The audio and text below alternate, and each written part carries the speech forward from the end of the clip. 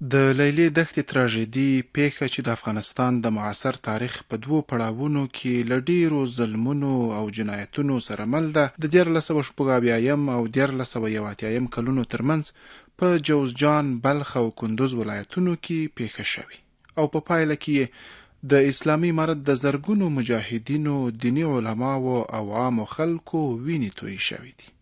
په دې پیښه کې له 12,000 زیات کسان د جنرال ملک او د هغه د ملیشو له لوري په 1480 کال کې په لیلې دښتې او شاوخوا سیمو کې په شهادت رسېدلي. شاوخوا 9,000 کسان د جنرال دوستمي ملیشو او امریکایي ځواکونو له لوري په 1481 کال کې په لیلې دښتې او شاوخوا سیمو کې په شهادت رسېدلي دي. همدارنګه له 10,000 ډېر کسان په یادو ولایتونو او د پیښې په څیرمو سیمو کې په شهادت رسېدلي دي. د یادونې وړ ده هغه انځورونه چې په دې مستند کې کارول شوي له یو شمېر رسنیو لکه الجزیرې، اسوسییټډ پریس او ټولنیزو رسنیو څخه اخیستل شوي او ځینې د پیښې اړوند اوسمهال جوړ شوي دي.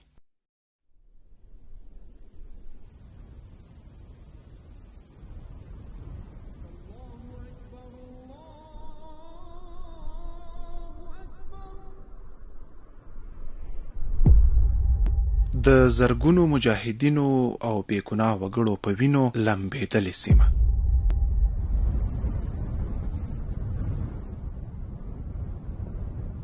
د دغې دښتې غېږه تر زرګونو زیاتو بې ګوره، بې کفنه او بې لحده شهیدانو څخه ډکه ده.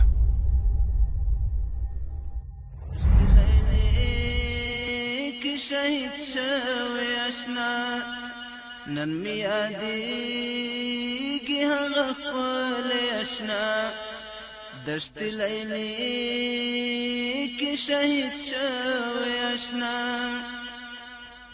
ستا د یادګار کرښې مې ولیدلې، ستا د یادګار. جنگي جنایتونه، ظلمونه، ویرې، دوکې، زندان او ربړونې چې کله به هم دغه ناخوالي تاریخ هېرې نه کړي. ستا د یادګار کرښې مې ولیدلې، د بلتان غمجن او غلي روایتونه چې شاوخوا 22 کلونو کې یې هیڅ رسنۍ رښتینې بڼه نه ده خپره کړې او هیڅ نړیوال او ملي ارګان او سازمان پرې عادلانه څېړنې نه دي کړې.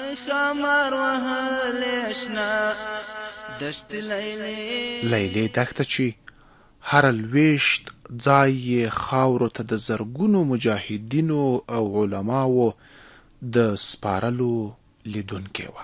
دغه ریګي سیمه د بشریت ضد جنایت صحنه وه.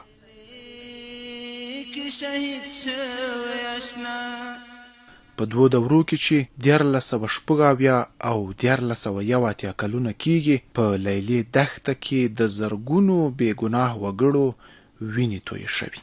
زرګونه نور تر هر ډول ظلمونو او ربړونو لاندې راغلل او د زندان تورو تنبو شاته ولوېدل. ټول ښایي په دې خاطر چې مجاهدین، علما او د اسلامي امارت سرښندونکي سرتیري او مبارزین. دشت لیلی کې شهید شوی اشنا، حمید دې. د 1450 لمریز کال د تلې 6 نیټه وه چې اسلامي امارت پر کابل خپل سپین بیرغ حذف کړ. یو داسې حکومت جوړ شو چې بشپړ شرعي او اسلامي و.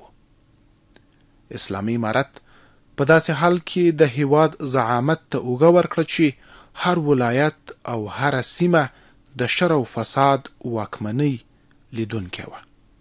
هیواد د واک په څو ټاپوګانو ویشل شوی و او هرې سیمې ځان ته واکمن او حکمران درلود.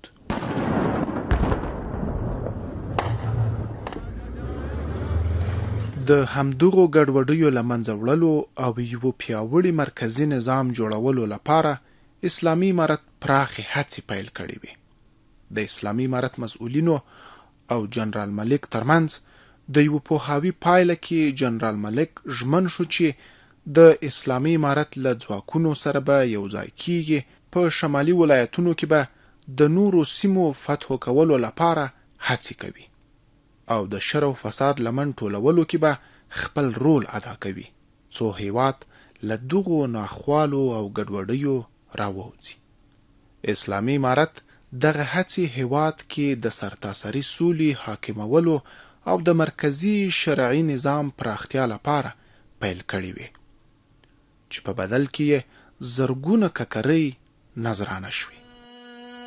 خمار وهلې شنه دشت لیلې په 1478 لمریز کال کې په بلخ او جوزجان ولایتونو کې د مفسدو او شرغوښتونکو ډلو لخوا د بشریت د تاریخ تر ټولو شرموونکې او زړه بوږنوونکې وژنه ترسره شوه.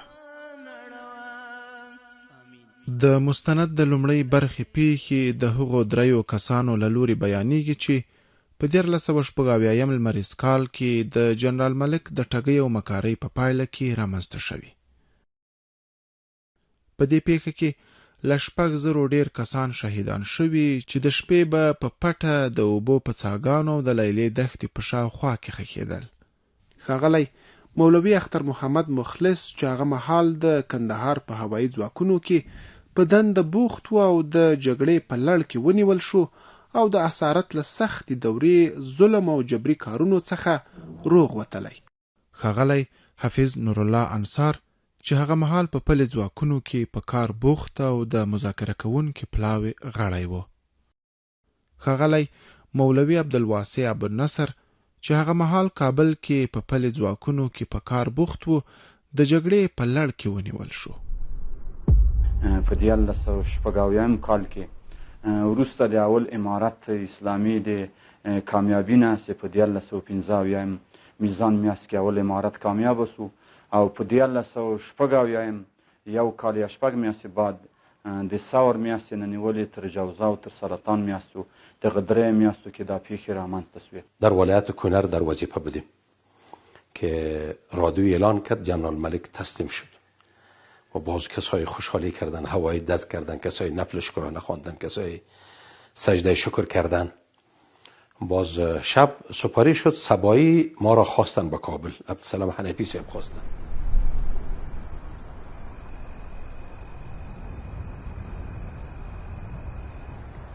ما اعزام شدیم به قندهار.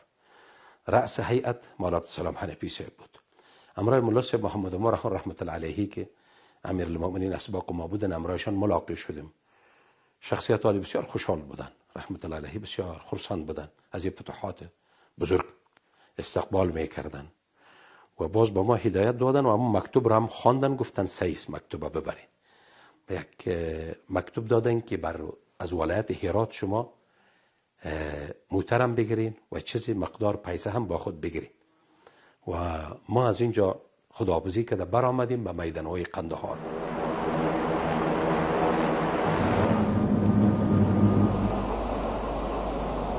در داخل میدان‌های قندهار پیش از پرواز امرای مولا صاحب اختر محمد منصور تقبله الله شهید که امیر المؤمنین دوم بودن، اونا وقت وزیر هوانوردی بودن. به خنده به تبسم مثل مهتاب واری طرف حنفی صاحب با ما سعی کردن، گفتن که طالبای شما چقدر خوشحال هستین و کجا روان هستین. عبدالسلام حنفی صاحب به جوابشان گفتن که بله ما طرف شمال اعزام شدیم و از اینجا میریم هرات، پرواز ما به هرات است، بعد ازم به زمینی میریم سمت شمال. اونا بشارت دادن، گفتن که سمت شمال جوزجان هم فتح شد، از اینکه شما هرات میرین از اینجا زمینی میرین، چرا آن پرواز دوم به طرف چی است؟ جوزجان است. گفتن به جوزجان پرواز کنیم. جنرال ملک سره امارت اسلامی البته مشرانو نو موږ خو د عسکرو په جمع کې مشرانو څه تفاهم یا څه مفاهمه یا څه صلح کړې ده، نو موږ ته شبرغان پورې بدون جنگ شبرغان ته ځو، یعنی جوزجان ولایت ته بدون جنگ موږ ځو او نه به په دوی کار لري نه به په موږ کار لري دوی. و نیروی بچه‌های شمال از بادغیس پیش از ما مردم داخل شده بود و هم از طرف سالنگ اینا عبور کرده بودن، از این طرف دو طرف رفته بودن و این رفتگی هزاران لشکر بود، هزاران لشکر بود، یعنی ما حول 10,000 یا کمتر یا پیشتر می رسیدن و از مجاهدین قندوز، تخار، بدخشان، فاریاب، جوزجان و سرپول ولایت‌های شمالی نیز بودند و اکثرش ولایت‌های جنوب، جنوب غرب، جنوب ختیځ، مشرقی، مرکزی ولایت‌ها نیز مجاهدین زیاد بودند. نو داسې ماسکین ټیم چې کېږي ډېر ګڼ شمېر مجاهدین راغلل، پروازونه اوس ور راسن، له قنداره پروازونه راغلل، له کابله خو کم راغلل، له قنداره ډېر مجاهدین راغلل. داسې به درته ویلی سم چې تقریبا 1200 نفر راغلل په دې یوې ورځې. ټول دا په هغه شبرغان کې کېناستل. شبرغان وړکی میدان هوایي ده، څه مزار کې له مزاره موټرو کې راغلل، مزار هم تسلیم سوی یعنې وخت کې. شبرغان مسؤل حیدر جوجاني ده او د موږ د امارات لخوا د مولا جمعه خان ده. نور دا نور مجاهدین سره راغلي د ټول ولایت کې دي، شاروالي کې دي، مثال نور جوی کې دي، خو کمال ښار کې دي ګڼ شمېر ته 1.5 کسانو، خو اکثریت خالي سلا دي. او نور نظامي جویونه ټول دوی نیولي دي. دلته د سکاټ تپی ورته ویلی دي، اوان جای ورته اوانونه به ایستل.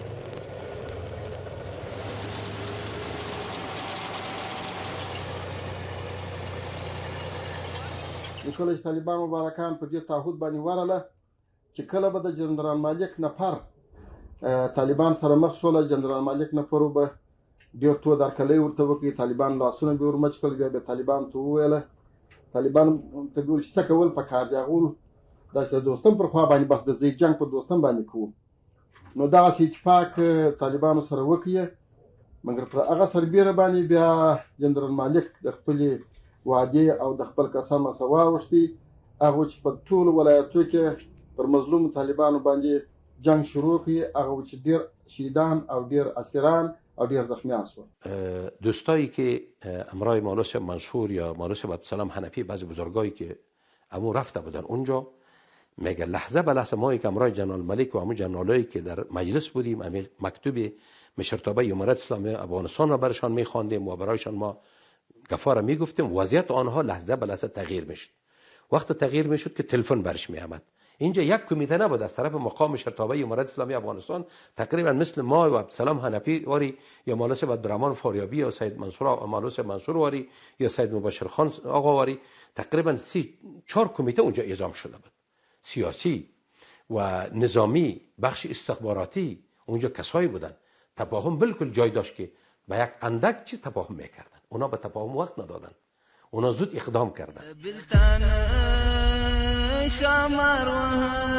د اسلامي امارت زرګونه ځواکونه چې مجاهدین او علما پکې شامل وو، د هرات، بادغیس، فاریاب او جوزجان له فتح وروسته بلخ ته ننوتل. پر همدې مهال جنرال ملک خپله ژمنه ماته کړه. په ډیر وحشیانه او بیرحمانه ډول یې زرګونه مجاهدین او علما شهیدان، ټپیان او اسیران کړل. د هغوی پر وړاندې یې هر ناروا کړنه ترسره کړه. اینجا تنها برادرای جنوبی ما، برادرای جنوب ختیځ از مشرقی یا مرکزی ولایت‌ها یا جنوب غرب شهید نشدن، بلکه بچهای خود فاریاب، جوزجان، مزار، برادرای ازبک شما، برادرای ترکمن شما، برادرای پشتون شما، برادرای هزاره یا ترکمن یا عربی که از سمت شمال امرای امارت اسلامی یک جای رفته بودن، از سمت شمال بودن، خدایی طرفا بودیم، ما مسافر بودیم هم وقت و اینجا رفته بودن، اونا هم به همه شهید شدن. یعنی به هیچ کس ترحم صورت نگرفته. د دغه جنایت اړخونه ډیر ژور دي. دا یو جګړهیز جنایت و چې د تاریخ له حافظې به کله هم ونوځي. جنرال ملک او پر خپلو ژمنو نه ولاړو ملګرو یې د اسلامي امارت د مجاهدینو په شهیدانولو، نیولو او شبرغان زندان ته پر وړلو لاس پورې کړ. دلته د مازدیګر وخت سپین ږیري راغلل، موږ تاسو د بادام د میدان سپین ږیري وو، دلته کورونه وو. هغوی راغلل وایي دا خلک په تاسو باندې چالو نه کړي، تاسو مشر څوک ده؟ ما ورته ویل مالدار دی، موږ مشر د مولا جمعه خان صاحب مې ورته وښود. د سره وغږېږي، نو زموږ سره ناست وو مجلس کې، وایي دا خلک داسې تصمیم لري چې تاسو باندې کودتا غوندې شکل کوي او دوی سلاوي نږدي او دوی مسله ګرځي، تاسو مسله ګرځئ او سلاوي کې نږدئ او تاسو پرې کوي. هم دلته په هر ولایت کې داسې دا تفاهمنامه چې کومه تاسو کړي یا نه یې کړي یا کوم پرېکړه مو سره کړي، دوی په دې ته ژمن نه دي. مطلب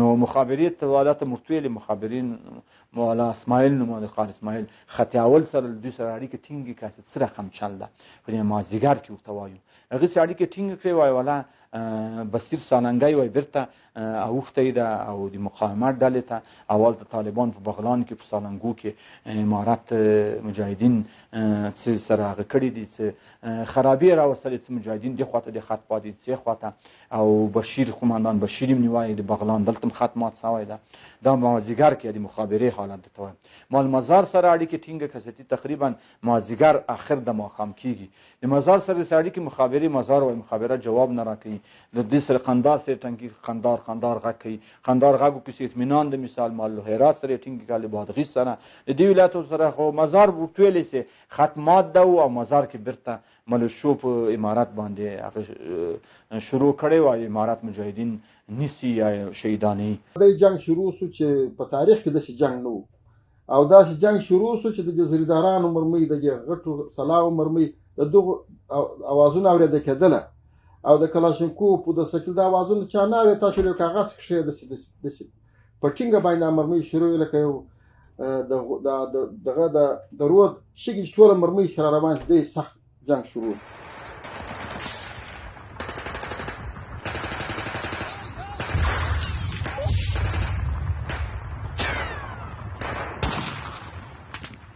خب ما هر کس امیر لشکری که رفته جویای احوالات آنها را میکنن. دمی مظلومانه برادرایی که طرف دشت لیله شهید شدن اهم از ولایت‌های جنوب، جنوب غرب، جنوب ختیز، مشرقی و ولایت‌های مرکزی نیز بچه‌های شمال و بچه‌های بدخشان، تخار، قندوز، مزار، جوزجان، فاریاب، سرپل نیز بودن اینجا. رأس اکثر برادرها سید مبشر خان آقا یکی از عالم بزرگ از قومای ازبکیه از ولایت جوزجان منطقه درزاب قشتیپه بودن. اونا سرپرستی میکردن، آنها را به شهادت رساند.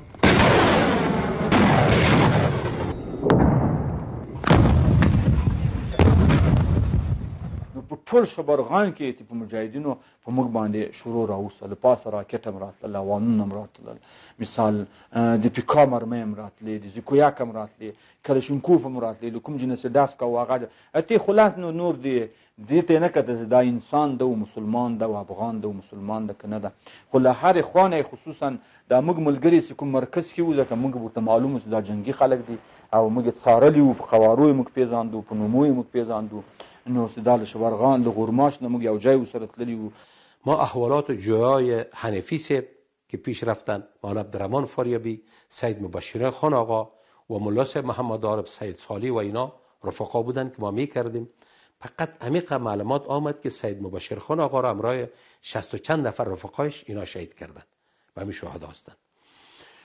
و پس جویای احوالات عبدالسلام حنفی صاحب معلومات کردیم که اینا پای پیاده بسیار به تکلیف از راه ایرگنک اینا به چی رسیده بودن؟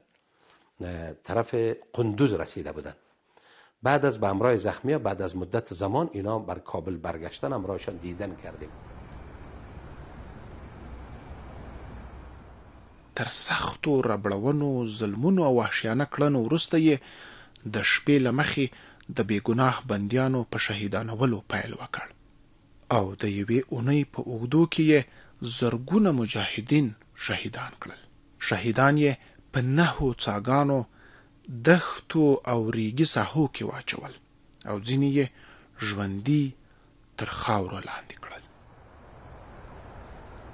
نو د 13 بجې سکیری ته یقین وکړه چې هغه حالت خو ډېر د کړاو حالت و حالای تیری د قالین ترکی قالین په کې هوارې ولاندې د قالین د سیوینو نه د سی وخورې دي د سیوینې زخمیان ورک شهیدان هم را نبی سلام علیه مور راچول او زخمیان نو موږ به د 60 کسان یا 25 کسان سره له زخمیانو ژوندي پاتې یو تر 10 بجو پورې نور سر جګې په دې سر دی ولي سر جګې په دې سر دی ولي نور خو کوروتم دوی راغله شاتم دوی راغله تی په دې وخت داغه وخت د سه ټول ولایت د شبرغان سقوط کړی ده مزار سقوط کړی ده په دې هم دې 10 بجو پورې بیا نو موږ داسې و چې مقاومت مو وکړ تر سهار پورې په دې شپه کې بعض انډیوالان چې و هغه جنگ نه کېدی نو بیا غوږ غو کې طالبان تسلیم سي خدای وراستی که شهید ورته وایي د اسلامي امارت پر مجاهدینو د جنرال ملک لخوا ظلم، وحشت او د زرګونو مجاهدینو په شهادت رسول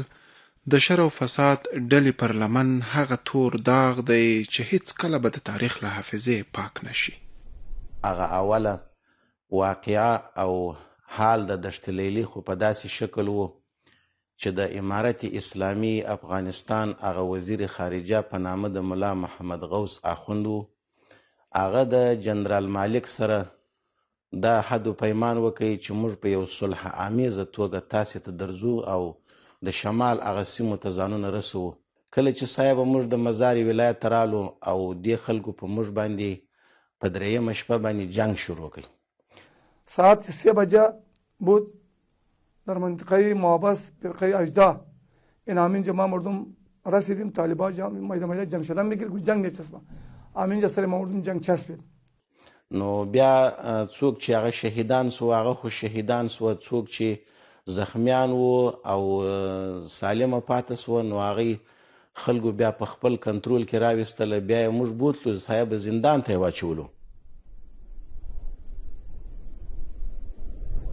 د اسلامي امارت له بریا او د مزار شریف له فتح وروسته مسؤلین د هغو زرګونو شهیدانو په لټه کې شول چې د لیلیې دښتې په څنډو کې آن تر حیرتانو دښتې پورې په مظلومانه ډول په شهادت رسېدلي وو.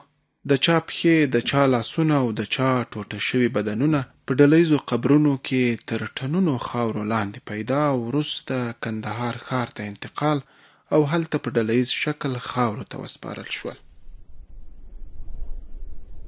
مزار پاتې شد. مزار رفتیم اینجا بعد از چه کردیم باز طالبا کمیسیون تیار کرد. خیر الله خیرخواه مزار کمیسیون بود، رئیس امیر کمیسیون بود. باز گفت که همین شهیدا را کجا باشه کجا نباشه. باز اول ابتدا را شروع کردیم در دشت لیلی در پل خراسان 1-2 کیلومتر 3 کیلومتر تیر شدیم. همینجا واتاق ایشامردان قل ترکمن است. همینجا 270 جنازه جسدها همینجا بود. امیر جمع کردیم. باز بمرای طالبا رفتیم تا جکلوخ 970 نفر از همین جکلوخ کشیدیم. از اینجا رفتیم ایرتان که رفتیم ایرتان 700 نفر پیدا کردیم. دیگر را پیدا نکردیم. ما قدیش بودیم 7 چقوری را کشیده بود. در هر چقوری 700 نفر هم کشیده بود. از 20 نفر یک نفر زنده برآمده بود. از ولایت روزگان بود به نام املالا علی. بعد از او به ما رسید که ایرتان رفتیم در پلانی منطقه شهاده است. بعد از امی 7 چقوری را کندیم 700 نفر کشیدیم. یک نفر کم 700 نفر کشیدیم. از همینجا 10 تا جنازه را از بچه 8 تا جنازه بود. خدا 8 تا بود 9 تا جنازه را 8 تا جنازه بچه کاکای خدا یافتیم. از مزار ما بودیم 1375 نفر بودیم. 125 نفر مرد مان 1250 نفر کشیده شد. افسرش ما پیدا کردیم دیگه باز جسد را پیدا نکردیم که او را کجا گور کرد کجا تپن کرد بود. او را سگا خورد د کدام چخوریا پرتاو کرد دیگه جا پرتاو کرد. افسر نفر مردم کشیدیم با یک نفر کم. جنرال ملک او خونخواره ملیشو یې نه یوازې پر مجاهدینو بلکې پر عامو خلکو هم له هیڅ ډول وحشت او ظلم څخه دریغ ونه کړ. د مظلومو عامو خلکو پر مال او شتمنیو یې تیری وکړ او داسې زشت اعمال یې ترسره کړل چې هیڅ افغان وګړی به یې هیر نه کړي. بیرون که برآمدیم قوم خود پرسان کردیم، کل قومای خود کل دوستای خود پرسان کردیم، گفتیم که 8-9 نفر به شهادت رسیده است در همین قیره اطرافای ما. با ما مردم هیچ زندگیات نمانده است. خانه ما مردم سوخته شده است. غجدیای ما مردم که اولی را نداشته بودیم که حالا سلام راست بکنه. مالای ما مردم مکمل چور شده است. ما مردم نصفش پراش رفت، میمنه رفت، زیارات رفت، در قندهار رفت، یا کم تو که مانده بودیم او را یک سوزن برشید کسی نمانده بود. همین مردم که بیگناه بود که نه طرفدار دوستون بود نه طرفدار طالب بود، این مردم ملت بود با منطقه قشلاقا میشد، با منطقه شهر زمین نزدیک بود یا شهر بود. اونم مردم خیلی اذیت کرده بود. پیسه میاد گیرفت، نان از پیش به زور میگیرفت، اولا و نوالا میگیرفت، نفر به زور میبرد، جنگ میبرد. اونم خیلی به تکلیف کرده بود.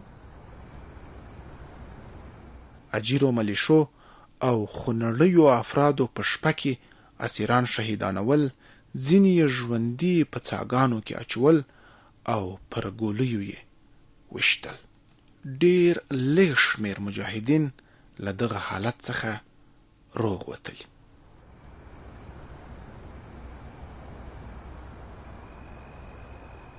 شاوخوا بندیان وو.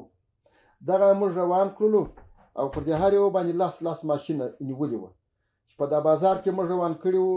سایه به د سترګو لیدلي حالات یو ځای کې ورسولو. تقریبا 1500 کسان شهیدان پراته وو.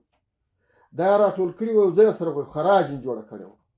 دا داسې وه چې د بعضو به نس چیرې وو، کلمې به یې راوتلې وې، د بعضو به سر نه وو، انسان به وو، د بعضو به چې پر سر به ټانګ ور تېر کړی وو، مغزه به ګډ وډ وه، پر بعضو به ورونه بل وه، د بعضو به لاسونو پښې هلته پراته وه، خالي لاسونو پښې به. لنډه خبر دا چې سړی تعبیر نشي په کولی. موږ ته خالی په دې شپږو میاشتو کې یا په اووه میاشتو کې خالی له شولې نه بل شی موږ نه لیدلی. اوس ډوډۍ موږ نه ده لیدلې، موږ یو جوړ کالي نه ده لیدلي، موږ د انسانیت یوه خبر نه ده لیدلې په دې اووه میاشتو کې. موږ سره هغه کار سوی چې هغه به یو افغان څه یو حیوان سره هم څوک نه کوي. موږ سره هغه سوي تقریبا 1900 پورې مجاهدین دلته د امارت اسلامي بندیانو دا 1900 مجاهدینو نه 110 کسان موږ پاتې سوي یو. نور مجاهدین ټول سلسل کسان موږ نه په دشت لیلي کې کې اچول سوي ژوندي. نو بیا یو وخته به موږ د شبرغان په میدان کې تېره کړي.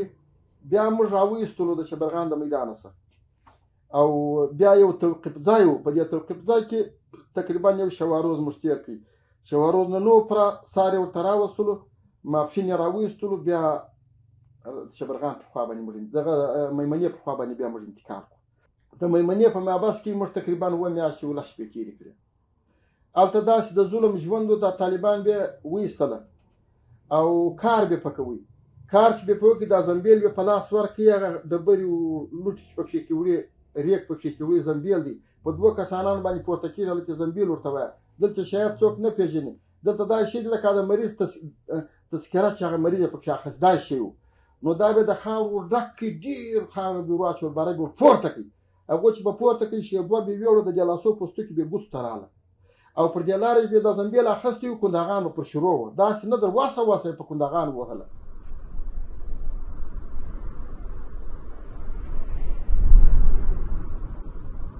اجیرو ملیشو د اسلامي امارت پر مجاهدینو ظلمونه او ډول ډول ربړونې تجربه کړې چې د هغوی دغه کړنې د ټولو اسلامي او بشري قوانینو خلاف وي. په وړو خونو کې چې د 50 تر 80 کسانو ځایېدو وړتیا یې لرله، له 200 زیات کسان وږي او تږي ساتل.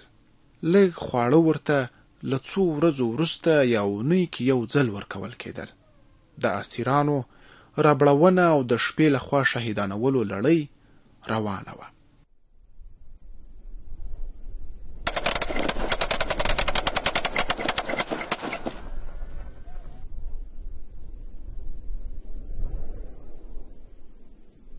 هر بندي کې لاس خطاب کوي او در ولاړ په دروازه کې سړی ورته ولاړو. د دې بندي څخه به لنګوټه ورڅخه و، بس به د لنګوټه په چاړه ور پرې کړه، بس به لاسونه د دې څنګلو سلوړ دلته ټینګ ور وتړه. دا چې ور وتړ نور کسانان ورته ولاړو، هغه به دا بندي دغسې په خلکو نیولی و یا به یې روان کړي و، بو به ترې مټر ته به وخېژي. 15 کسانان بیا پوره کړه. هر یو په خطاب ولاړ و، در ولاړ ویوله تر موږ څو کسه 22 کسه موږ داسې مصبان پاتې شول، دا پیلوټان 15 کسه منصور صاحب دا پاتې شول په دې سرای کې. نور یې ټوله ویست. د دې عسکرو سره موږ پوښتنه کوله چې دا څه په کوي، دا چیرې بیایي. هغه ډېرو خو به حال نه راته وایه، هغه راته دا بیایي دشت لیلې ته شهیدانوي.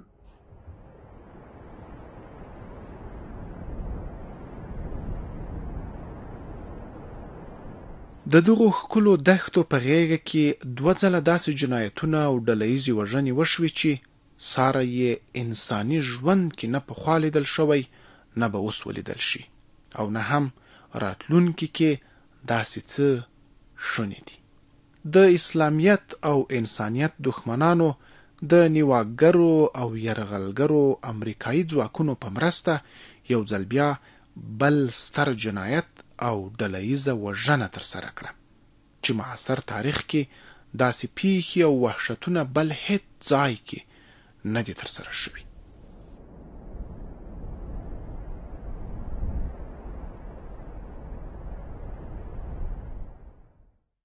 ټول ملي او نړیوال سازمانونه او ټولنې پرې کاڼه او وړاندې شول. هیڅ یاد یې ونه شو. افغانستان د 1481 لمریز کال لیندۍ 14مه د 2000 لومړي زیږدیز کال د ډسمبر 4مه.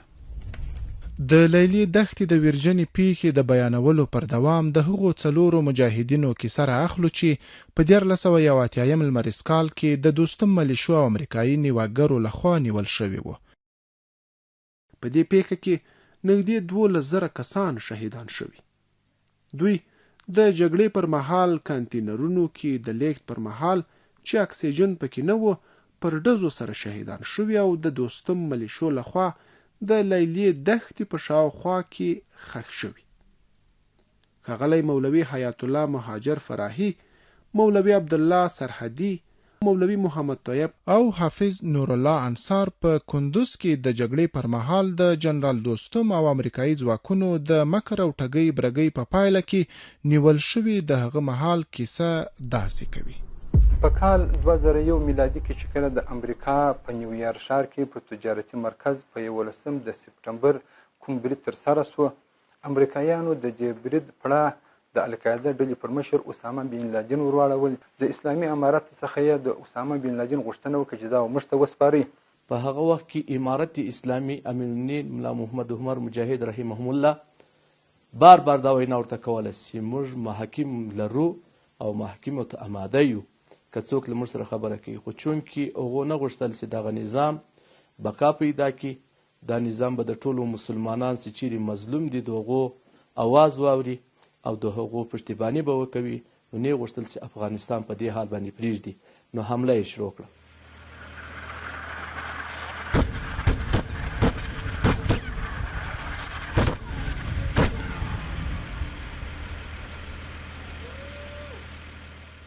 د اسلامي امارت ځواکونو چې 95% خاوره یې تر کنټرول لاندې وه او د اسلامي شریعت د تطبیق او ټینګښت لپاره یې هر ورځ قرباني ورکوله، قسم خوړلي دښمن یعنی د شر او فساد ډلې د امریکایي نیواګر ځواک پر مټ او مرسته له ځمکې او هوا پرې خپل یرغلونه پیل کړل. امریکایي پوځیان په ټولو امکاناتو او ټکنالوژۍ سمبال وو. هر ډول پوځي او بې پیلوټه الوتکې ورسره وي. B-52 سترې او بم غورځوونکې الوتکې هم دغې جګړې کې وکارولې. دوی په دې پلمه چې پر امریکا د 2000 لومړي زیږدیز کال د بریدونو کسات اخلي پر افغانستان یرغل وکړ.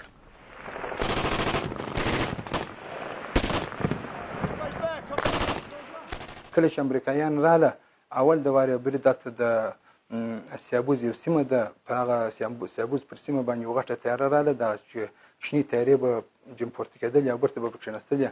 دې تیارو بمبار وکړي، څه مجاهدین زخمیان کړه او د هغه څخه مابعد بیا امریکایانو به د خطونه وغورځول. په خطو کې به لیکلې وه دوستي امریکا او افغانستان، او د تیارو به په هوا کې به مثلا د تیارې په دود باندې ګول دایره به وکښله چې یعنې نو ورته کلابند یاست، محاصره یاست او نسې تللی. اول کورزې شروع کړو چې ډېر زیات مجاهدین په کندوز په سمت شمال کې وو چې هغه ټول کمربندونه وو. په هغه ټیم کې د پولي خمرینې نیولې، خانجانه نیولې، دا ټول کمربند وو. د یرقت طرف ته دا طرفونه ټول خواجغار، نو ډېر زیات تعداد مجاهدین وو او د هغو هر قسم تیاري سوي، د 50 ډوله تیارې وې، جیټ وې، دا غټې تیارې وې چې په هوا کې به خپلو تیارو ته تیر ورکول، هر قسم بمان استعمالول. د 1481 لمریز کال په رامنځته شویو تحولاتو کې د اسلامي امارت مجاهدین شمال ولایتونو کې له دوو خواو تر خونړیو بریدونو لاندې وو. له یوې خوا په کندوز او تخار او بل خوا بلخ او ورڅیرمه سیمو کې.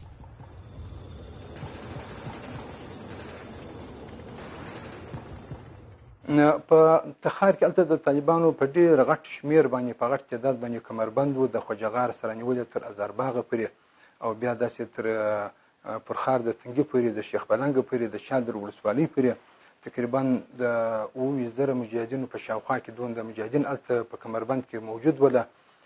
په دا وخت کې مسعود تازه ووژل شو د خواجه باودین په ولسوالي کې.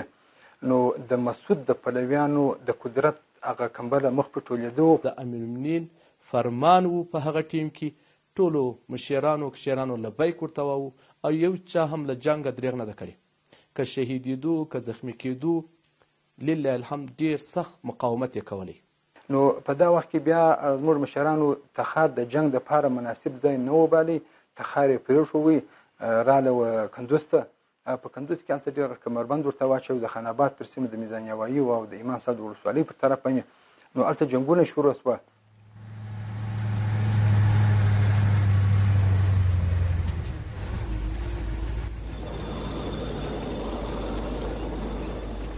د اسلامي امارت مجاهدین په دې خاطر چې د ملکی تلفاتو مخنیوي شوی وي شاتګ ته مجبور او کندوز ته یې حرکت وکړ. پر دې مهال نیواګرو ځواکونو سخت بریدونه کول. د سیمې د خلکو په خبره یوازې په دشت ارچي ولسوالۍ کې له 2,000 زیات مجاهدین او طالب العلمان چې د دینی او اسلامي زده کړو په حال کې وو په شهادت ورسېدل. له دې امله د اسلامي امارت مجاهدینو پریکړه وکړه چې د کندوز یرګنک دښتې لور ته شاتګ وکړي او زرګونه مجاهدین هلته غونډ شول. د شپې 11 بجې 8 تاریخ د 9 میاشتې 1380 په هجري لمریز حساب باندې او په هجري قمري حساب باندې 12 د رمضان المبارک د روژې 1422 کال و. موږ د کندوز څخه د شپې په تیاره کې ووتلو. هغه تفاهم چې سوی و چاردریو پل ته چې ورسېدلو دلته د امریکایانو تیارو بمبار شروع کړي. ډېر زیات بمبار یې وکړي. ډېر شدید جنګونه شروع شو. د هوا د لارې به د امریکایانو قسم بمبارونه کول. د لاندې څخه د مځکې د لارې به مثلا دغه د دې متحدینو او د دې په شمول باندې هغوی به بریدونه کول، تعرضونه به کوله. خو الحمدلله د اسلامي امارت مجاهدینو په ډېره قوي روحیه او قوي عزم باندې د دې په وړاندې باندې وجنګېدل او دې ته ډېر درانه تلفات او سنګین تلفات واړوله. د میدان یوایي په سیمه کې او دا رقم د خان آباد په سیمه کې د امام صاحب د ولسوالۍ طرف ته د شمال طرف هم ټول سکوت وکړي. مزاري کمربند راماسو هغه مجاهدین هم رالو، د شبرغان مجاهدین هم رالو، د سمنګان مجاهدین هم رالو، د کندوز خپل مجاهدین هم وو، تخار کې چې څومره کمربندونه وو د مجاهدینو دا ټول وو. د ټولو ولایتو چې هغه ډېر قوت موږ درلود هغه ټول په کندوز کې وو. تقریبا تر 1,000 زیات مجاهدین وو. نو چې کله د سکوت حالت راغی نو ډېر زیات په شهادت هم رسېدلو. هره شپه به بمبار وو، هره ورځ به بمبار وو. شهیدانو زخمیان ډېر زیات وو.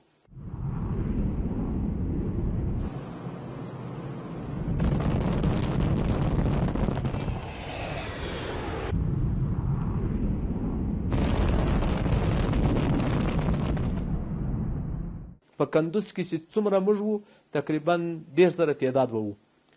خو چې کله د اخري شپه باندې د دوستمو کوردینات ورکول او د امریکایانو تیارو بمبار کاوه، د 50 ډوله و جهازي مو دا نور هم ډېر زیات په دا چرداري ولسوالۍ کې ډېر زیات تعداد شهیدان سو. ماشومان هم عوام خلک هم راسره شهیدان سو. خو طالبان ډېر زیات شهیدان سو. د شپې 9 بجې وې چې د امریکایانو هغه کشفي تیاره راله ډېره وګرځېده، کشف یې وکړي. بیا پر 1 بجه باندې د 52 تیاره راله یا 52 ډوله تیاره راله. بیا هغوی بمبار شروع کړي. در ساعت در ازانو پرې بمبار وکړي. دا د چاردرې طرف یې ویشتې. کله چې به طالبان د چاردرې طرف ته وتل د شپې به دوی ویشت. هغه طالبان ورسره پوه نه وو، ورسره ناعادته وو، ورسره نابلده وو. هغه 52 عادت ته و متحرک شي، ښورېدونکی شي، دا به د شپې ویشتې. طالبان به ټکان پر وکړي د زکویا کې د شکې د هغه چې به دې ټکان پر وکړي هغه سلا به وویشتله مجاهدین به شهیدان کړه.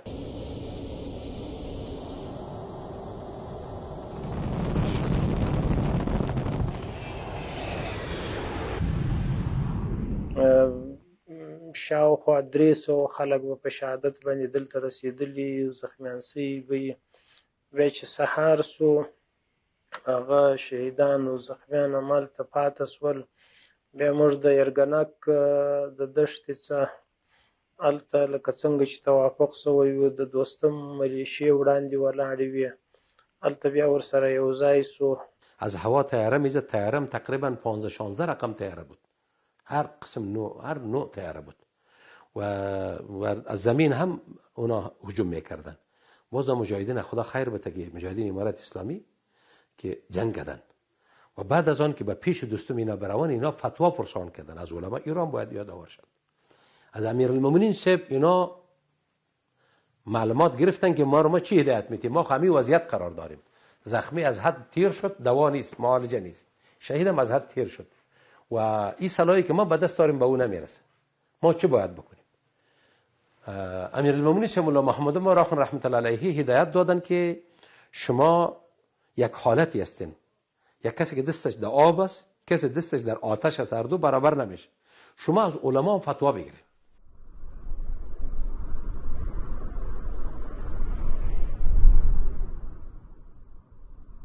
باز به مشری مولا فاضل آخوند اما کسایی که در شمال بودن از علما فتوا خواستن، فهمیدین؟ فتوا خواستن. این یعنی تسلیمی نبوده، کسایی که را تسلیمی میگن تسلیمی نبوده، این اسارت بود، این اسارت بود. اسارت یک نوع اسارت بود که از دشمن تعهد گرفته شد. نعره تکبیر! د حق لارې مبارزین د طلباو، علماو او مجاهدینو د تلفاتو د مخنیوي او د ځایي سپینږیرو په غوښتنه له عبدالرشید دوستم سره خبرو ته کېناستل. په دغو خبرو اترو کې په دې سلا او هوکړه وشوه چې د اسلامي امارت مجاهدین به خپلې درنې وسلې او زغروال ګاډي تسلیموي او مقابل لوري هم ژمنه وکړه چې مجاهدین کولای شي سپکې وسلې له ځان سره ولېږدوي او خپلو اړوندو سیمو ته ستانه شي. امارت اسلامی قربانی به ما تعلیم داده، فداکاری به ما تعلیم داده. ما اگر غیرت همت اونجا کار گرفته بودیم میگرفتیم، لیکن فقط همینجا تلفات برای ملکیان نشوه، اطفال و میده و زنان و کودکا و بازارها خراب نشه، مردم تلفات نبینه. بارها هم ریش سپیتا میامد ریش بزرگارا میگرفت قندوز، اندازه‌ای که اونجا ما قوت ما بود، هم دیالای ما بود، ما در مزار اسیر شدیم، اونجا هم دیالای ما بودن، اونا هم قصارا کردن، مردم امارت مجبور کردن، مردم مولا فاضل آخونه و بزرگارا اینجا مجبور کردن که باید شما را بسنجید که چون که اینا بمباران میکنن همگی ما طلب بشیم، بسته شهرها سوخته میره. بعد از آن مجاهدین هم اقدام از علما فتوا گرفت. بیا وروسته هلته خبرې شروع شوې. د طالبانو ډیر سوچ فکر دا و چې کېدای شي د رباني خلک له موږ سره خبره واوري. فهیم ته وویل، رباني ته وویل، سیب ته وویل، خو هغو موږ ته لار رانه کړه، په هیڅ وجه باندې لار نه پرېښوه. د دوستم د خلکو سره خبره وسوه، لار ترتیب برابر سو، نو دا خو سیمرو روان سو. د مذاکراتو د جزئیاتو څخه موږ پوره معلومات نه درلودې، دومره قدر فقط خبر سو چې حاج ملا فاضل اخوند دوستم سره معاهده کړې ده او صلح ورسره کړې ده. موږ ځو بلخ ته، په دا وخت کې ملا جلا اخوند په بلخ کې ورسره د 300 مسلح مجاهدینو چې موږ به بلخ ته ځو. د بلخ څخه به بیا ځکه تصمیم نیول کېږي، یو څه کسان به د دوستم یې، نور به د امارت مجاهدین یې مثلا پر هرات باندې راباسي هلمند ته. نو بیا دا سلسله شروع سو چې د دوستم خواته روان سو، د یرګنک خواته. نو سحر وختي له دې ځایه روان سو د یرګنک خواته، چې یرګنک ته ولاړ سو. نو په لار کې دومره شهیدان پراته وو چې حتی زخمیان داسې وو چې نیمۍ نیمۍ به وو، چا به پښې نه وې، د چا به لاسونه نه وو. په شمال کې د دوستم سره دا ډول تفاهم سوی وو چې کوم مجاهدین چې کورونه یې په جنوب کې دي یا په غرب کې دي، هغوی به 1 میل اسلحه د ځان سره او هغه وسایط او موټرونه چې دوی پکې انتقالیږي د هغو سره به ځي خپلو کورونو ته. نور هغه ثقیله اسلحې یا وسایط او ټینکونه او موټرونه او دا شیان به پرېږدي. یعنې تفاهم او توافق پر دې باندې سوی و چې هر کس کولی شي خپل د امنیت لپاره 1 میل اسلحه او هغه موټر او وسایط چې دوی پکې سپاره دي او انتقالیږي پکې، هغه د دوی سره وسي. د شر او فساد ډلې پر خپلې کړې ژمنې وفا ونه کړه. د امریکایي یرغلګرو په مرسته یې په ډیر وحشت سره د مجاهدینو بېوسلې کول او زنداني کول پیل کړل. د ټولو ملي او نړیوالو قوانینو او اسلامي اصولو خلاف یې زرګونه مجاهدین اسیران او بیا شهیدان کړل.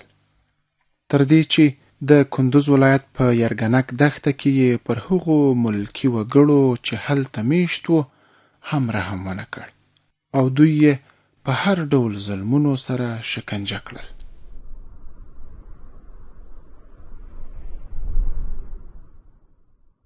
چې امریکا راغله دغه طالبان ووتل یو دغه دښتې ته و دښتې ته ووتل دوستم ټول خالي سلا کړه.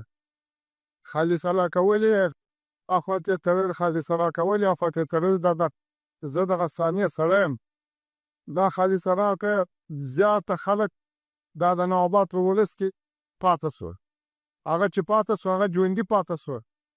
چې د بوتل زیات یې مړه کړ زیات په موټو وتل دا پوځ د موټې ویشل د بیانه پر سر باندې ډېر یې بوتل د ځان سره ډېر هم د داویان لپاره هم دلته تیارو مړه کړه په دا دښتې باندې. هغه و چې کله امریکایانو په قندوز کې بمبار شروع کړ داسې حالات راغی چې شهیدان چا نشو ښخولی. اول په دغه ولسوالۍ د چاردره کې په دغه مسجد کې او په سلو نه زیات شهیدان دلته پراته وو. په طالبان راغله د چاردرې په هر کور په هر کلي کې سره تقسیم شو او بالاخره تیارو دلته هم په دوی شروع وکړل او بمبارد و ښکته او پورته و. کوم شهیدان چې په چاردره کې پاتې شو هغه د چاردرې خلکو په هر کلي په هدیرو کې دفن ښه کړه او تر اوسه پورې د دغه خلکو په د وارث په نامه هم دلته څوک نه دي راغلي چې ووایي چې زما داسې زوی و یا دا نوم و یا دا شی و یا دا شی و.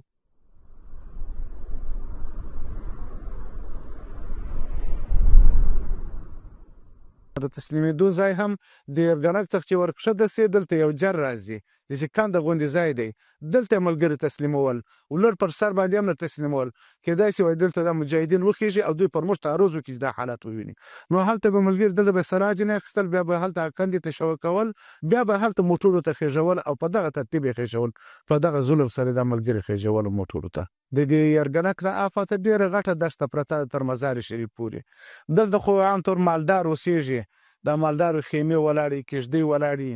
نو داسې و چې د طالبانو په دغه کې په ډله کې او د دوی په تور باندې او د طالب په نامه باندې دلته چې کم مالدارو دغه مالدارو باندې هم نو چې کم ظلمونه او کم بمبارونه دوی وکړه او یا ورلو کورو ته پسې سړي و ماشومان او زنانې یې ترې شهیدان کړله.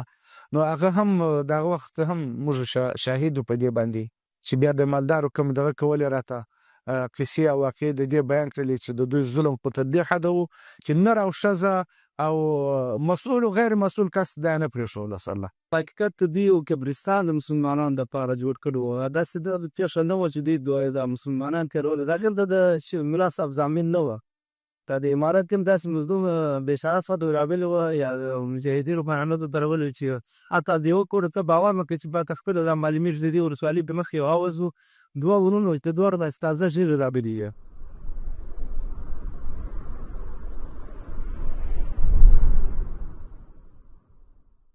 زیاته قرار د لاسۍ د موټرو سره ګډ وسوېده. موټرو اور وخت د دوی شهیدان وسوځېدل زیاته. زه په خپله ترځم شهیدان وسوه د موټرو کې دننه موټر اور واخیسته دا موټر ولا پر موټر اور واخیسته زیاته بچ کوسېده زیاته بڼه وسېده.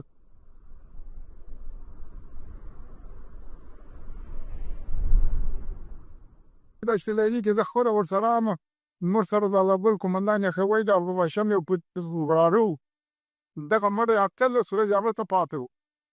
بیا ورولو بیا اتلسم مړه مړی راغی دا شهید مو راوړی. اتلسم ورو دا شهیدان دغه ورځې راغلل په ولس کې دننه شهیدان پرې شاوخوا ډز کووني هلته یې وویشتم ګرده پکې د پښو د شهیدان. هغه یو متل دا وایي مر په دوه ګوتو نه پټېږي نو دوستم په دوه ګوتو نه پټېږي. د دوستم جنایت افغانستان څه چې ټول جهان ته معلوم ده. کله چې د تسلیمي پړاو ترسره شو او مجاهدینو خپلې درنې وسلې تسلیم کړې له بده مرغه قسم خوړلي دښمن بیا هم چل او دوکه وکړه. او مجاهدین یې له یوې مخې بې وسلې کړل. د هغوی پښې او لاسونه یې وتړل، ټول شخصي توکي لکه نغدي پیسې، جامې او مالونه یې ترې ولوټل.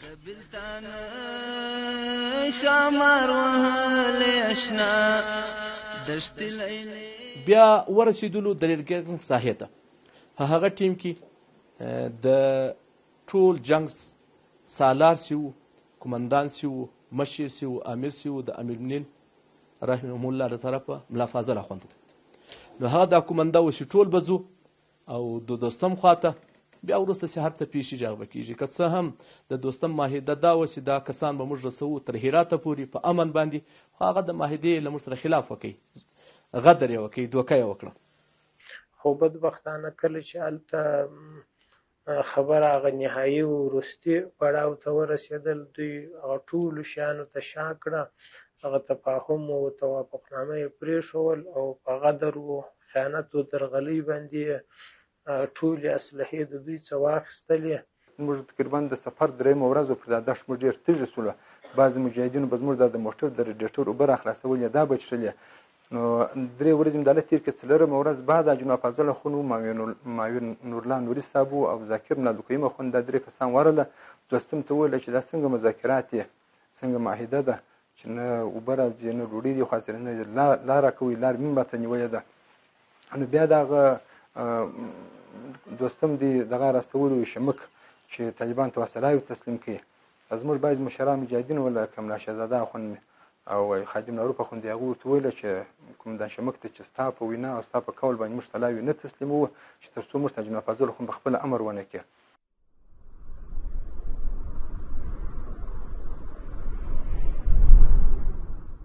اینجا یک نقطه باید ناگفته نمانه. اگر ما در قندوز همه امکاناتی که داشتیم اینا به ما تعهد خطایی نمیداد، چون اینا تعهد داده بود، به امنیت تعهد داده بود، مال و جان نفس عزت همگی اینجا محفوظ می بود. این تعهد داده بود. این تعهد دشمن نمیداد، دوستم نمیداد. اونجا همه جنگ ما ادامه میدادیم، اینا ما را گرفته نمیتونستن، مجاهدین گرفته نمیتونستن. بیا ورسته دغه راولاړ شو، حاجي شمک ولاړې بېرته ملا فضل اخوندي سره خبره وکړه چې زما په وینا باندې د طالبان سلاوي نه تسلیموي، ته پخپله ورته ووایه.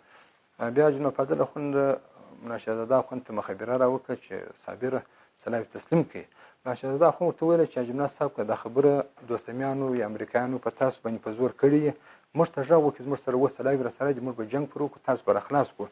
جمله فضل اخوند په جواب کې ورته وویل ولیا د دې پلار په زور باندې په ما باندې دا خبره نشي کولی، زه په خپله خوښه په خپل طبیعت درته وایم چې سلاوي تسلیم کړي، سلاوي ورکړي.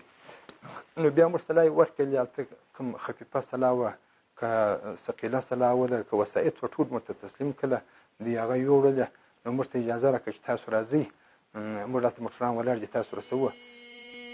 شهید شوی اشنا نن می یادېږي هغه خپلې اشنا دشت لیلی. په یرګنک کې امریکایان هم ولاړو، په یرګنک کې نور خلک هم ولاړو، د تپې بالا نیولې وې. دوستم په خپله هم و، د دوستم خلک هم و. په دومره اندازه تلاشي یې کوله چې د چا نوي کالي اغوستي و هغه یې جنګ شو، او پیسې میسې خو ضرورت نه و. لاسونه یې دومره په وحشت ورتړل چې هغه ته برداشت نه و. په هر څو کسانو یې سړی واوه، هم یې چفه کاوه، هم یې لاسونه سخت ورتړل، بیا یې دغه لمر ته کښېنول چې ور وځه. زموږ د سفر تقریبا 4مه ورځ وه، د روژې 16مه ورځ راځي. نو په دا ورځ باندې بیا جناب فاضل اخوند مازدیګر راغلی دالته موږ ته. کله چې جناب فاضل اخوند راغلی او معاون الله نوري صاحب سره و، ذاکر ملالدوکیم اخوند سره و، چې موږ داسې د مظلومیت په حال کې ولیدو، تړلو لاسو په حال کې ولیدو، ډېر بد اثر یې پر جناب فاضل اخوند وکړي. د دوستم عسکر ورسره روان وو، هغو ته په قهر سو، هغه پسې واخیستله. نو بیا موږ ته وویله چې طالبانو پریشانه کېږي مه، مایوسه کېږي مه، دا د الله پاک تقدیري فیصله دغسې سوې وه. موږ ته چې هرې خوا ته تسلیم سوي وای داسې عمل به زموږ سره کېدی. نو یو بل ته معافي سره کوئ او د دوستمیانو سره پر وسایلو ټینګت مه کوئ، چې څه غوښتئ هغه ورکوئ، او داسې نه چې مزارې ته ولاړ سئ بیا ته د دوستمیانو په لاسو پرته زارۍ ورته کوئ چې موږ یې لکه خپله استغنا به در سره وي، استغنا به مې ساتئ. دې خلکو کوشش دا کوو چې هر قسم اذیت و تکلیف و ضرر دا ملګرو ته ورورسوي. حتی د ملا صاحب مخابره د امیر ملا محمد عمر مجاهد له دوستم سره په دغه وخت وه چې طالبان مه پازوه، هر څومره پیسې او موټران چې غواړې زه درکوم.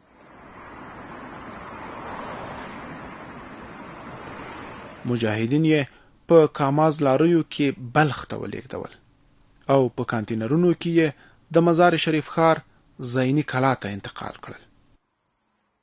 په یو کانتینر کې چې د 500 کسانو ظرفیت یې درلود، له 200 تر 300 کسان واچول. د کانتینرونو دروازې وتړلې، یو شمیر یې د شبرغان محبس ته ولېږدول او یو شمیر نور یې قلعه جنگي ته انتقال کړل چې امریکایي ځواکونه پرې څارنه وکړي.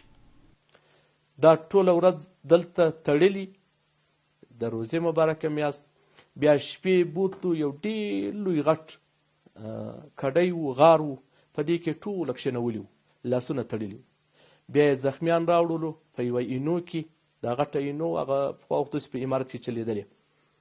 دغه زخمیان یې یو یو تر پښو راکشول، لاندې کندو ته غورځول، بیا د دوستم خلکو د راکټ باندې یا په کلشینکوف باندې بیا د خاورې ورته ولې په زخمیان یې ژوندي تر خاورو لاندې کول، او هغه ډېر سخته ژړا و، فریاد و. خو زموږ چونکې وس ځکه نه رسېدلی چې یو طرف ته لاسونه بند و، بل د دوی په هولکه کې و او شاوخوا ټول دوی و. نو په دغسې حالت باندې حتی ډېر خلک هلته د زخمیان تر خاورو لاندې کېدلو په ژړا او په غوغا کې، خو دې خلکو نه زړسوی باندې کاوه، نه دا ویل چې دا ولې کېږي.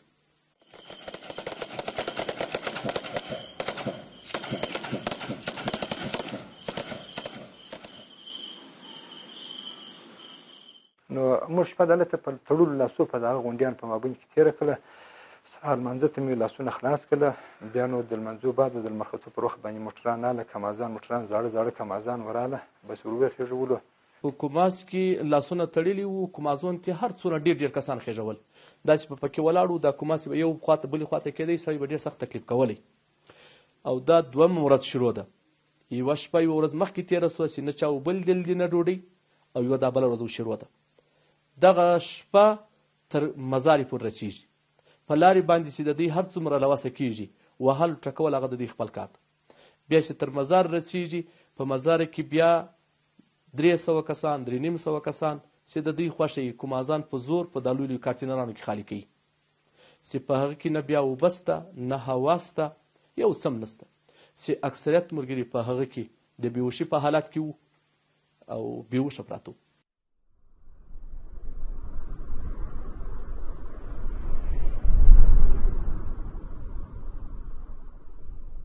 د اسلامي امارت مجاهدین چې علما هم پکې وو، په تړلو لاسونو د یرګنک له دښتې د مزار شریف پر لور د لیږدولو پر مهال د قلعه زیني سیمه کې له کاماز لاریو راښکته او سلګونه کسان کانتینرونو کې ځای پر ځای کړل. په هر کانتینر کې یې له 250 تر 300 کسان واچول. دروازې وتړلې چې کانتینرونو ته د هوا ورتلو لپاره هیڅ ځای پاتې نشو. او ویل کېږي چې کانتینرونه 3 تر 5 ورځو تر لمر لاندې پرېښودل شول. وروسته شبرغان محبس ته یوړل شول. له هر کانتینر څخه 10 تر 20 کسان ژوندي پاتې وو. نور د اکسیجن نشتون له کبله شهیدان شول. بیا د دې ځای څخه موږ انتقال سو، لاسونه وتړل سول د مجاهدینو، شپه دلته تېره سول. بیا دا بله ورځ موږ مزار شریف ښار ته زیني قلا په نوم باندې یو ځای دی، هلته انتقال سو په لوی لاریو او موټرانو کې. ماښام د لمانځو سره بیا د دې ځای څخه کانټینرونو ته واچول سو.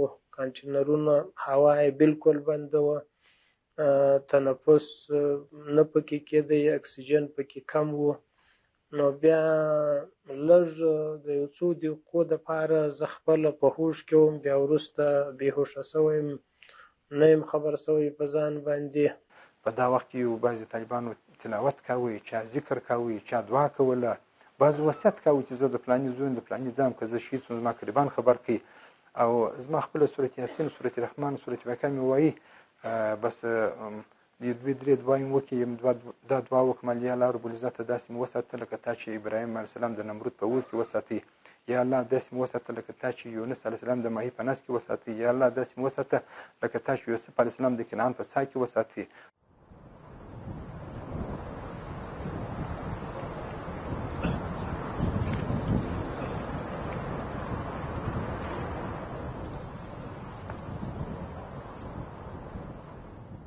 د کارتینرانو باندې ضربې هم وکړې د کلاشینکوف، ډېر کسان پکې شهیدان په شهادت ورسېدل. 15,000 کسان هلته چې موږ د مزار ته رسېدلي یو، 15,000 تعداد ده، دا نور اکثره په لارې شهیدان دي. او چې کله کارتینرانو ته پورته کړو بیا چې تر شبرغانه پورې رسېږي 3,000 کسان موږ پاتې یو. 2,000 کسان په کارتینرانو کې چې د اوال له وجې چې هوا نسته او اوبه نسته، او دوی په ځای د دې چې هوا وریله کې هغه ضربې باندې کوي، د ضربو په لحاظ سره وایي سوری شي کارتینرانو بیا وسي. نو ډېر خلک پکې بېهوشه وو چې په هوش کې نه دي راغلي.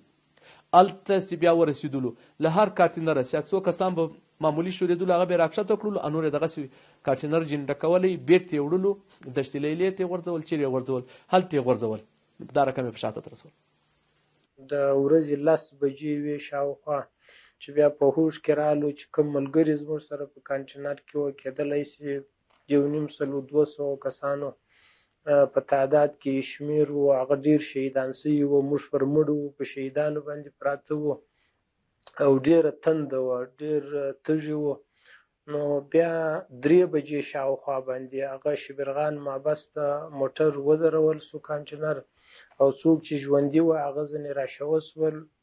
کېدلی شي د 10-15 په شاوخوا کې به دومره ملګري ژوندي وو او نور په شهادت باندې رسېدلي وو. بیا دا دوی وړي دي او لیلې دشت کې چیرې کندې ورته ایستلي دي او شهیدان کړي دي.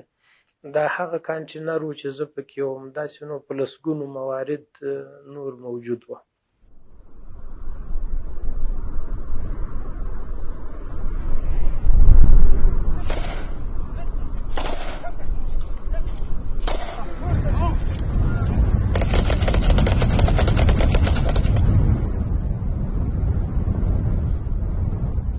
د ټولو اسلامي ارزښتونو، کنوانسیونونو، بشري او انساني میثاقونو خلاف چې د جګړې اسیران باید خوندي وي، خو د شر او فساد ډلې د امریکایي ځواکونو په ملتیا او همکارۍ خپل ظلم او زیاتی ونه دراوه او د اسلامي امارت مجاهدین یې ډېر وځورول.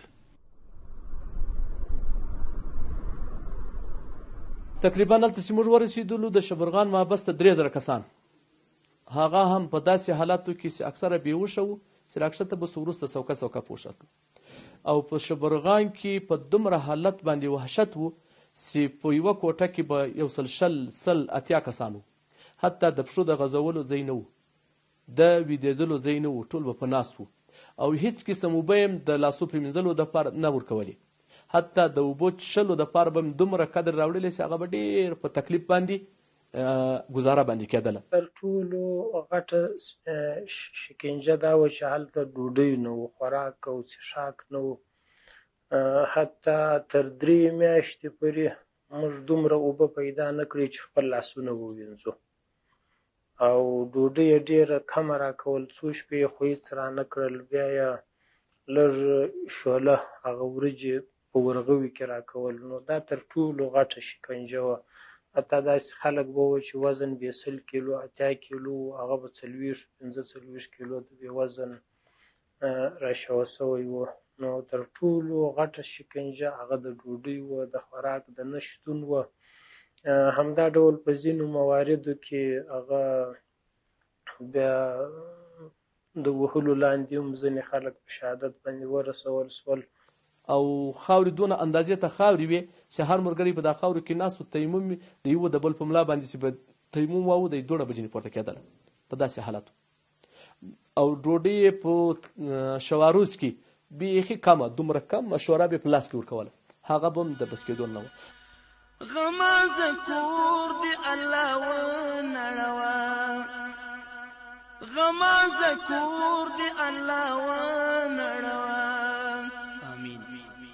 چې د لیلې کې رژولی اشنا دشت لیلی کې شهید شوی آشنا چې ځینې مجاهدین و چې خوراک یې نه و کړی یو وخت خپلوان راغلي وو د پایوازۍ و د پوښتنې دپاره بیا یې هغو څه خوراکي شیان ورته راوړي وو څه ډوډۍ و غوښې یې ورته راوړي وې د هغو په خوړلو باندې یعنې هغه کس په شهادت باندې رسېږي ځکه خوراک یې نه و کړی پس له ډېرې مودې څه چې دوی خوراک وکړي نو معدې د دې تحمل نه درلودی او نور ډېر زیات داسې خاطرې شته او موږ هلته ولاړو نه د دوا ترتیب ځکه زموږ سره بعضې مجاهدین زخمیان مجاهدین اسره وله زموږ د خپل جهادي مدرسې طالبان وله چې هغه د شپې په دا چادرې په بمبار کې شهیدان سوي وله ملا میرزا احمد خالد په نامه اوس معروف د ولسوالۍ ولسوال دی بل ملا جلیل اخون په نامه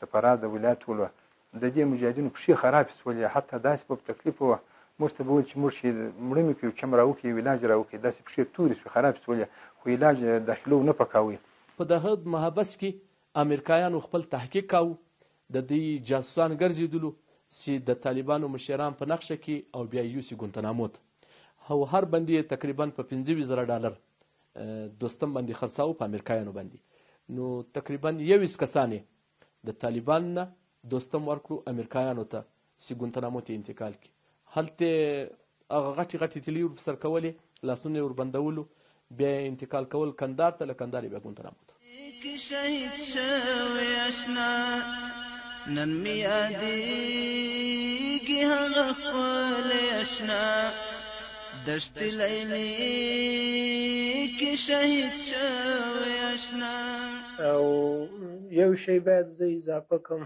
سره د دې ټولو وحشتونو پیښو د سختیو د کړاوونو بیا هم هر څه چې سوي وه موږ هغه هیر کړي دي یعنې موږ پر دې باندې نه غواړو اسلامي امارت په مجموع کې چې دې پیښو انتقام واخیستل سي او یا خلکو ته سزا ورکول سي ځکه هغه خلک موږ اوس هم پیژنو چې په زندان کې زموږ سره ظلم کوي وحشت یې کوي که موږ وغواړو کولی سو هغه خلکو ته سزا ورکړو خو چونکې مشرتابه عفو کړې ده او ټول خلک یې بخښلي دي موږ نه غواړو چې هغوی ته سزا ورکړو یا دا پیښې نورې هم دوام سره پیدا کړي یا دا لړۍ نوره وغځېږي عفو عمومي د امارت اسلامي دا یو ډېره غټه دلسوزي ده موږ له اشغال سره په مقابل کې وو د امریکایانو هغه وخت هم دا زارۍ کولې چې افغانانو تاسې جنګ لرې سئ موږ دوی سره پرېږدئ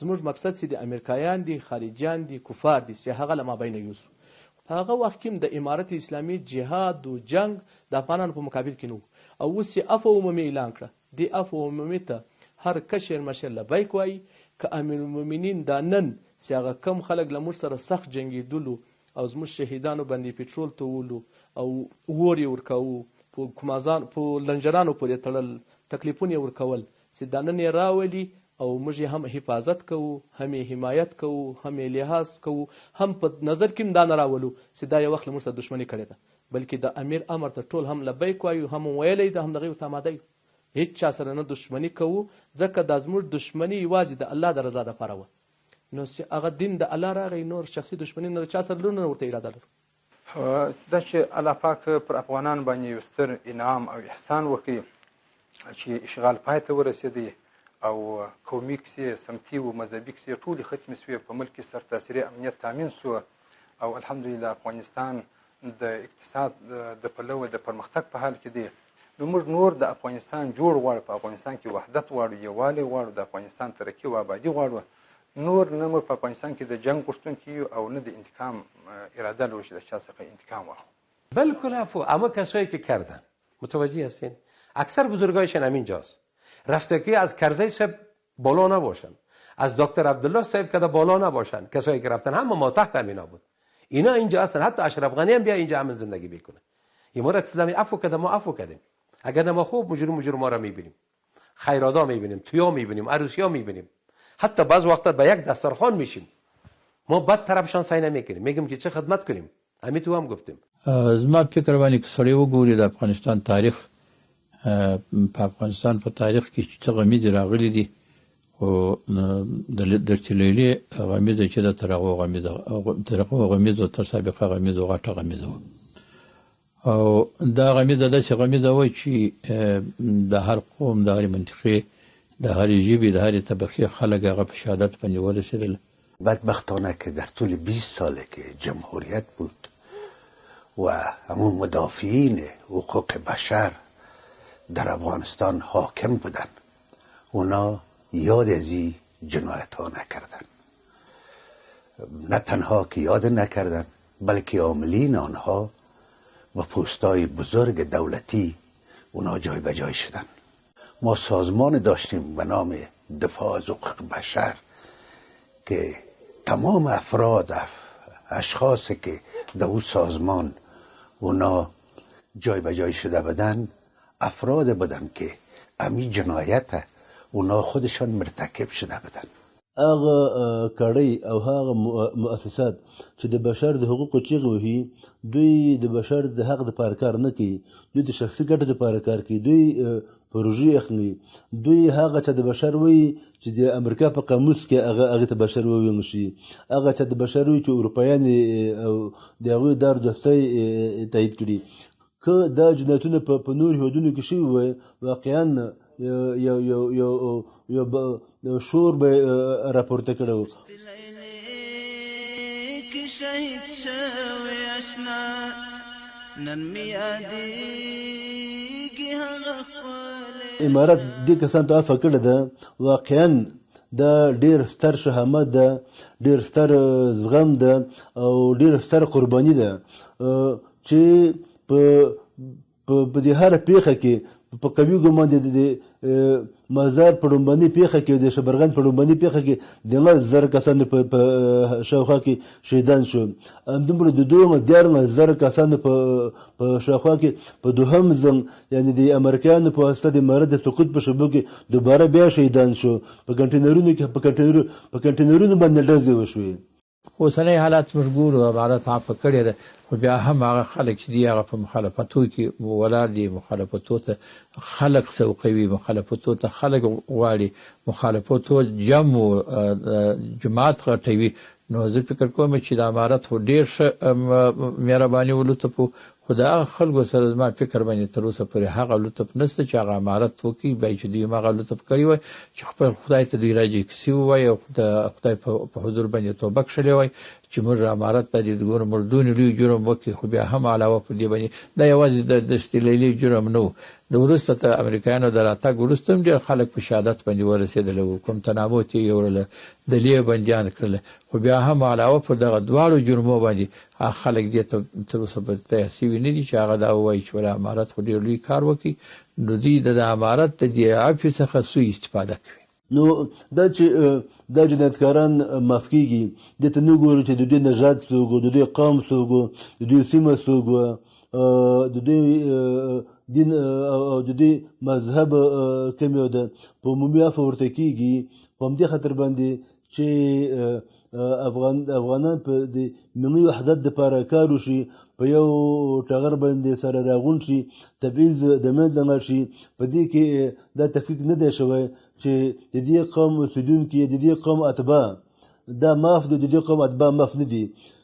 جنایت کې پښتون هم کړی ده، که تاجک کړی، که ازبک کړی، که هزاره کړی، د غول معاف شوي دي او داسې معاف شوي دي چې که څوک د دې جنایتکارانو نه د انتقام هڅه وکړي د امارت په نظر هغه سړی مجرم ده.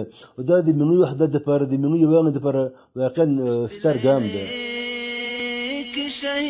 د 23 کلونو له تېرېدو د اسلامي امارت تر بیا ځلې بریالي کېدو او پر باطل د حق تر برلاسي وروسته د افغانستان خلک هیڅ کله دغه بشریت ضد جنایت نه هیروي.